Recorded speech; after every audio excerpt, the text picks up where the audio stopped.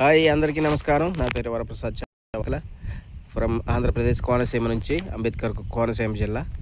చూడండి మన యొక్క ప్రాంతాల్లో మరి యొక్క గ్రీనరీ ఎంత అందంగా ఉంటుందో చూడండి. కేరళ ఎందుకు పనికిరాదు మన పక్కన. ఈ యొక్క రైస్ చూడండి ఎలా ఉన్నాయో, అబ్బా ముద్దేసుకొస్తుంది చూస్తూ ఉంటే. రైస్ ఇక్కడ పండిస్తారు కదా, ధాన్యము. అబ్బా చాలా బాగుంటుందన్నమాట.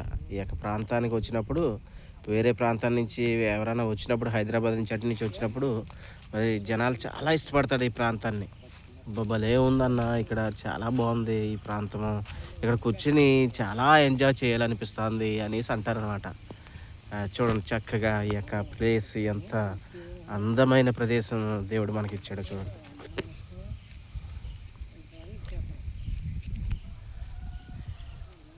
దేవుడు చక్కగా భూమిని క్రియేట్ చేశాడు అన్నిటినీ. చూడండి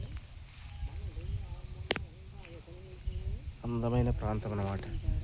ఎక్కడ చూసినా కూడా ఇలాగా పైరులు ఉంటాయి, అలాగే చెట్లు అన్నీ చక్కగా ఉంటాయి అన్నమాట. ఇదంతా కొబ్బరికాయలు, చూడండి కొబ్బరికాయలు, అవి కొబ్బరికాయలు. ఓకే, అవసరం అనమాట. చాలా అందమైన ప్రాంతం మంది, అలాగే సారవంతమైనటువంటి నేల కూడా మందే.